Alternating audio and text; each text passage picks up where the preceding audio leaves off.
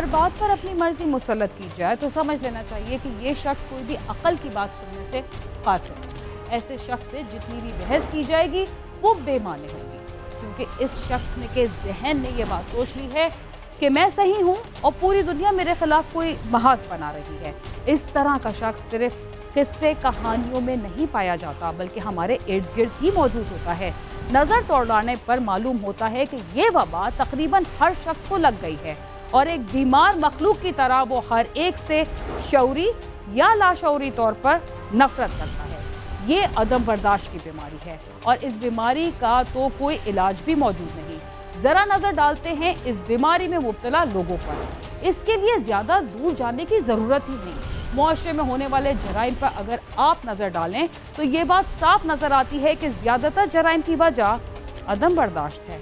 किसी ने तल्ख कलामी की, गालम गलोच की या किसी भी मामले पर झगड़ा हुआ, किसी एक फरीक ने फौरी बर्दाश्त का दामन हाथ से छोड़ा और फिर देखते ही देखते वो हो जाता है जिसे नहीं होना चाहिए था। इसी वजह से तो गुस्से को हराम करार दिया गया है, क्योंकि ये गुस्सा ही है जिसमें मुब्तला होकर इंसान भले बुरे की तमीज खो बैठता है और बर्दाश्त का दामन भी छोड़ देता है। किसी दूसरे के खून से हाथ रंगते हुए ये भी नहीं सोचता कि किसी को मार कर वो खुद भी नहीं बच पाएगा, या तो तख्तेदार पर लटकाया जाएगा या फिर उम्र भर सलाखों के पीछे पड़ा रहेगा। जिस मुआशरे में सब्र और बर्दाश्त के उसूल पर अमल होता है उसमें जराइम की शरह भी इंतहाई कम होती है, मगर ऐसे बीमार अफराद को सब्र के बारे में बताना बहुत मुश्किल है।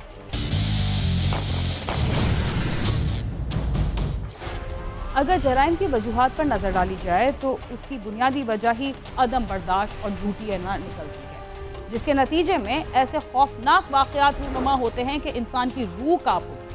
लाहौर में अदम बर्दाश्त से एक ऐसा अफसोसनाक वाक़या पेश आया जिसमें पूरे इलाके को न सिर्फ खौफ में मुब्तला किया बल्कि पूरे इलाके को सोगवार कर दिया। छोटी सी बात का ऐसा बतंगड़ बना कि 3 सगे भाई अपनी जान से गए, जिनमें से 2 हाफिज कुरान थे और 5 बच्चे यतीम हो गए। आइए जानते हैं कि 3 भाइयों की जान से ये खूनी खेल किसने और क्यों किया।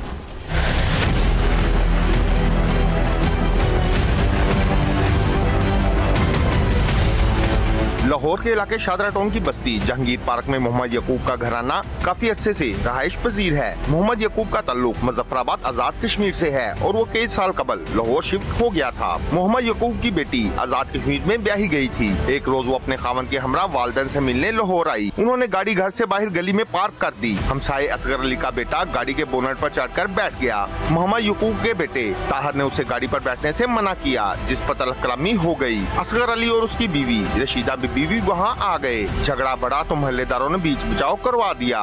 बाहर गड्डी खड़ी थी, बच्चे कार न छेड़ते सन, उन्होंने बच्चे ने मना किया छोटे कि भाई न छेड़ो, इस तरह चिरीटा पै जाती है गड्डी के उत्ते निशान पै जाते, न करो। एक दफ़ा मना किया, नहीं दोबारा फिर मना किया, फिर उन्हें पकड़ के उन्होंने अंदर किया, चल भाई तू अंदर चलना कर। इस तरह उसकी वालदा अंदर निकल आई, उन्हें सारा काम में किया रशीदा ने।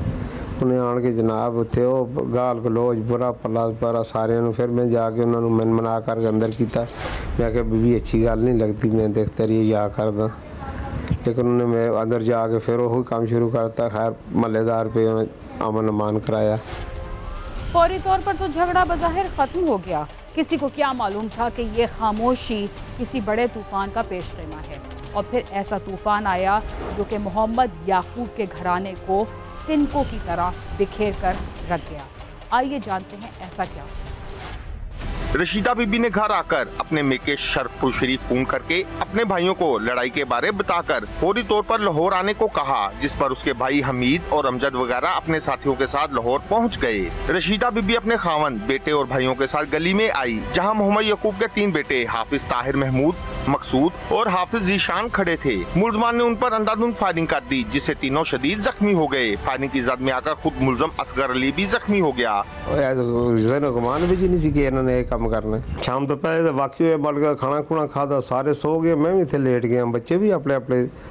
और आए उन्होंने आना, दरवाज़ा खटखटाया, दरवाज़ा खटकाया। पहला बड़ा बच्चा जो मेरा हाफिज सी ताहिर महमूद बाहर निकले, जो निकले तो उन्होंने फायर मारते दो मारे 3 मारे वाला मुड़ के ने फैर उन्होंने मारे तो सारा पीछे दूसरा गया उन्होंने फैर तीसरा गया उन्होंने फैर तीन फैर मार के तो सोच।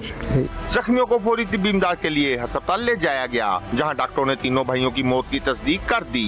तीनों भाइयों को जो है वो प्लानिंग के साथ जो है वो शहीद किया गया।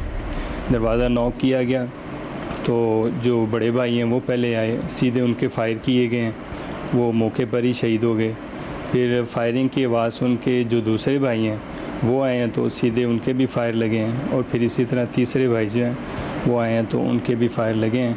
तो अभी पता चला है कि तीनों भाइयों की जो है वो डेथ हो गई है। तो हम अपील करते हैं इसके हवाले से कि इंसाफ दिया जाए, वालिदैन को, रिश्तेदारों को और गली मोहल्ले के लोगों को जो है वो इंसाफ दिया जाए कि इस तरह के वाक़यात जो हैं उसको कंट्रोल किया जाए। 3 भाई अपनी जान से गए, उनका कसूर क्या था? हर किसी की जुबान पर यही सवाल था कि इतनी मामूली सी बात पर 3 जानें छीन ली गई। पुलिस ने क्या कार्रवाई की और वर्षा का क्या कहना है, आइए जानते हैं।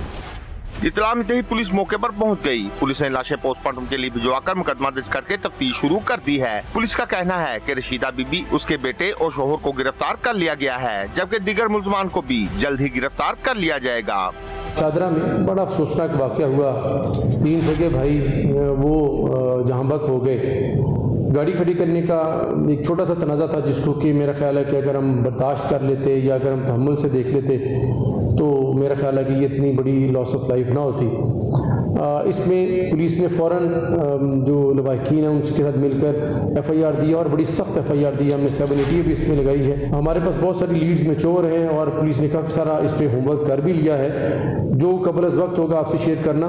लेकिन पुलिस कल रात से जो हमारे SP साहब हैं वो, मैं खुद, हमारे तमाम अफसर CCP साहब भी, हम इस एक लम्हे के लिए भी हमने इससे तवज्जो नहीं हटाई। इंशाअल्लाह आप देखेंगे, क्योंकि तफ्तीश का मामला तो इसलिए ज़ाहिर है, मैं आपको रेपिटेशन के तौर पे कह रहा हूँ कि हम उस पर बहुत जल्द हम जो मुल्ज़मान को पकड़ लेंगे। मकतूल हाफिज ताहिर के 4 और मकसूद का 1 बेटा है, जबकि हाफिज ज़ीशान की अभी शादी नहीं हुई और वो यूनिवर्सिटी में कानून की तालीम हासिल कर रहा था। खौफ और हरास पैदा हुआ है कल का कि ये एक मैं बात आपसे कहना चाहता हूँ, हुकूमत वक़्त से भी कहना चाहता हूँ कि ये देखें, ये इसको आप सेफ सिटी कहते हैं लाहौर को, आप इतना खर्चा कर रहे हैं। आप देखें ये लाहौर के अंदर एक ऐसा पुररौनक इलाका है जिसमें इन्होंने इतनी दहशतगर्दी की और सरेआम वो ब्रस्टर्ड फायर थे जो इन्होंने किए हैं। और आप यकीन करके हमारे बच्चे भी सहमे हुए, बाहर नहीं निकल रहे घर के मारे। और इन्होंने तीनों भाइयों के साथ बहुत जुल्म किया, इस घर के साथ इन्होंने बहुत ही जुल्म किया, क़यामत ढा दी इनके ऊपर। मुर्सा का कहना है कि उनका क्या जुर्म था, पूरा घराना उजाड़ कर रख दिया। अल्लाह जालिमों को गारत करे। वो एक क्रिमिनल्स हैं और गुंडा नासिर हैं, उनके लिए दोबारा किसी और फैमिली मेम्बर्स को नुकसान पहुंचाना, मदई को पहुंचाना कोई बड़ा मसला नहीं है। इसलिए हमारा मुतालबा है पुलिस से कि वो फौरी असल मुल्ज़मान को पकड़े और बाद में मुल्ज़मान को जो है कैफ़रे किरदार तक पहुँचाया जा सके। मेरे नाल ज़्यादती हुई है, जुल्म होया, मेरा इसको इंसाफ दिता जाए। वज़ीर आला नूं कहो, PCO साहब नूं कहो या जिन्हों भी वज़ीर आज़म नूं कहो, जिथे मेरी आवाज़ पहुँच सकती है उन्होंने आवाज़ नूं पहुँचाओ कि मेरे नाल मेरा इंसाफ मैनूं मिलना चाहिए और इन्हों जड़े मुलजम हैं इन्होंने फौरी गिरफ्तार किया जाए। अगर गिरफ्तार नहीं किए जाएंगे मजीद मेरे वास्ते मैंने अपनी जान का भी खतरा है। मेरा एक बच्चा रह गया, मेरे उसकी जान का भी खतरा है। मकतूलीन के उर्सा ने वज़ीर आला पंजाब से मुतालबा किया है कि मुल्ज़मान को जल्द अज जल्द गिरफ्तार करके कैफे किरदार तक पहुँचाया जाए और उन्हें इबरतनाक सजा दी जाए। कैमरामैन इशफाक वासी के साथ आमिर शहजाद, समा, लाहौर। अक्सर देखा गया है कि दोस्त मिलकर कोई काम शुरू करते हैं और कुछ अरसे बाद ही उनमें तलखियां पैदा हो जाती हैं। ये तलखियां नफ़े और नुकसान को लेकर होती हैं। यहाँ भी नफ़े और नुकसान की वजह से तलखियां हुई, मगर ये नफ़ा और नुकसान जराइम की वारदातों पर था। दोनों मिलकर जराइम करते थे और जराइम से हासिल होने वाली रकम पर यह झगड़ा हुआ। क्योंकि दोनों ही गैर कानूनी काम में मुलव्वस थे तो पुलिस की मदद तो ली ही नहीं जा सकती थी। इसीलिए अपने दोस्त की जान लेना इस मुलजिम को आसान लगा। नतीजा आपके सामने है, एक शख्स जान से गया और दूसरा सलाखों के पीछे। क्या इस बार भी वो जल्द रुक जाएगा, ये तो वक्त ही बताएगा। इसके साथ ही क्राइम सीन अपने इख्तिताम को पहुंचता है। अगर आप हमसे रब्ता करना चाहते हैं तो हमारा पता है cs@sama.tv। इसके अलावा आप ट्विटर, फेसबुक और यूट्यूब पर भी हमसे राब्ता कर सकते हैं और हमारा प्रोग्राम भी देख सकते हैं। बीना खान और क्राइम सीन की टीम को इजाज़त दीजिए और देखते रहिए समय।